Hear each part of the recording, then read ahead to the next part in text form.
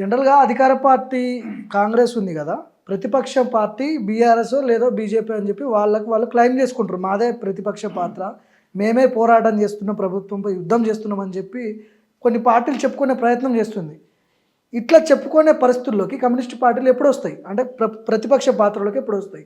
ఆ ఛాన్స్ ఉందా అసలు? సరే, జనరల్‌గా కమ్యూనిస్టులకు గూడా ఈ తెలంగాణ సాయుధ పోరాటం తర్వాత ఇక్కడ ప్రతిపక్షం ఈ రాష్ట్రాలు. భారతదేశంలో కూడా ప్రతిపక్షం. అయితే దురదృష్టం ఏంటంటే పార్టీ చీలికలు సిపిఐ, సిపిఎం, ఎంఎల్ పార్టీలు అనేక పార్టీ చేయడం వల్ల కొంత నష్టపోవడం జరిగింది. ఇప్పుడు మీ లెఫ్ట్ పార్టీలన్నీ కలిసి ఒకటే లైన్ మీదకి వచ్చి పనిచేసే అవకాశాలు ఉండవా? అయితే ప్రయత్నం జరుగుతుంది. అయితే సరే, ప్రజలు అనుకుంటే అవకాశం వస్తుంది, ప్రతిపక్షంగా వస్తాం. ఎప్పుడు ఇటనే ఉంటాం అన్నటువంటి అభిప్రాయం లేదు. చాలామంది అనుకోలే, అసలు కొత్తగూడెం కాడ మేయర్ సీట్ వస్తుందని ఈ మధ్యకాలంలో ఎవరు కూడా అనుకోలే, ఎవరు ఎక్స్పెక్ట్ చేయాలి. ఎవరు కూడా కమ్యూనిస్టులు అంటే అదే 5 సీట్లు, 2 సీట్లు, 1 సీటు, అసలు కమ్యూనిస్టులకు అనుకున్న తరుణంలో ఒక మేయర్ సీటు కలగలిగినాం. రేపు రాబోయే కాలంలో కమ్యూనిస్టులే ప్రత్యామ్నాయం అవుతారు. మనం చూసినాం శ్రీలంకలో, ఎవరు ఊహించలేదు శ్రీలంకలో కమ్యూనిస్ట్ పార్టీ అధికారం వస్తుందని. శ్రీలంకలో అధికారం వచ్చినాం. అందువల్ల రేపు రాబోయే రోజుల్లో ప్రజలు అనుకుంటే కమ్యూనిస్టులు వస్తారు. చాలా మందిలో జరుగుతున్న చర్చ ఏంటంటే వీళ్ళకే ఐక్యత ఉండదు, లెఫ్ట్ పార్టీలకి. వాళ్ళు ప్రభుత్వాలను ఏం కూలగొడతారు, వాళ్ళ మీద పోరాటం ఏం చేస్తారనే చర్చ అయితే బలంగా ఉన్నది బయట. అయితే ప్రజలు మంచి అవకాశాలు ఇచ్చారు కమ్యూనిస్ట్ పార్టీలకు. చీలికలు, భారతదేశ చీలికలే పెద్ద నష్టం. సిపిఐ, సిపిఎం, ఎంఎల్ పార్టీలు, మావోయిస్టులు, లెఫ్ట్ పార్టీలు, ఎంఎల్ పార్టీ గ్రూపులు, ఇంతమంది కలిసి ఉంటే ఈ భారతదేశంలో పెద్ద ఉద్యమం కమ్యూనిస్టుల త్యాగాలు. బహుశా కమ్యూనిస్టుల త్యాగాలలో ఏ పార్టీకి కూడా అంత చరిత్ర లేదు. ఇవాళ బీజేపీ పార్టీ ఉంది, త్యాగం చరిత్ర ఉందా?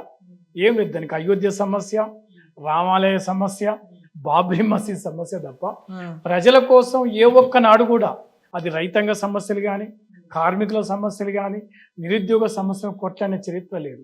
కమ్యూనిస్టులకు అనేక త్యాగాల చరిత్ర ఉంది. భారతదేశ స్వతంత్రం కోసం పోరాటం చేసింది, సంస్థాన దిశలకు పోరాటం చేసింది, అనేక మందికి వ్యతిరేకంగా అనేక త్యాగాలు చేసింది.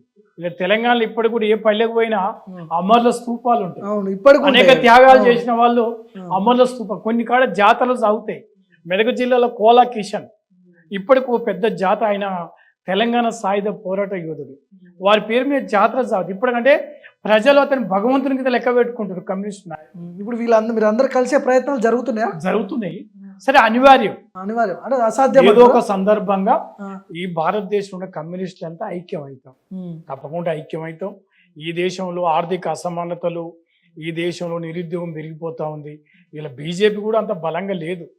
ఇలా వాస్తవంగా అంత బలంగా ఉన్న పార్టీ అయితే మన పార్లమెంట్ ఎన్నికలు సొంతంగా మెజార్టీ లేదు.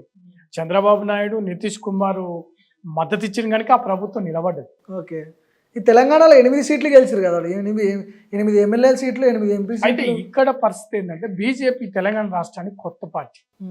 ప్రజలు ఏంటంటే ఆల్టర్నేట్ ఆప్షన్ లేక వేసారు వాళ్ళు, అంతే తప్ప నిజంగా బీజేపీకి చిత్తశుద్ధి ఉండి బీజేపీ ఇప్పుడు ఏ నిరుద్యోగ యువకుల విషయంలో ఉంది. భారతదేశంలో నిరుద్యోగం పెరిగిపోతా ఉంది. సమస్య పరిష్కారం ఉందా? ప్రజలు ఆలోచన చేస్తారు. సరే, ఇలా కొన్నిసార్లు కాంగ్రెస్ను చూసినప్పుడు, టీఆర్ఎస్ను చూసినప్పుడు, మూడో పార్టీ అనుకున్నప్పుడు దీన్ని ఆలోచించారు కొంత. ఇప్పుడు 8 మంది చూస్తారు కదా, వాళ్ళు ఎక్కడన్నా ఇప్పుడు అలా వాళ్ళ పరిస్థితి ఏంటంటే, ఈ రాష్ట్రంలో 8 మంది పార్లమెంట్ సభ్యుల వల్ల ఈ రాష్ట్రానికి ఏమైనా మేలు జరిగిందా? ఇలా బడ్జెట్లా కనీసం ఒక రంగాడి పాలమూరు ప్రాజెక్టుకో ఒక జాతీయ హోదా వచ్చిన దాఖలాలు కూడా లేవు. వాళ్ళు కొట్లాడే దాఖలాలు కూడా లేవు.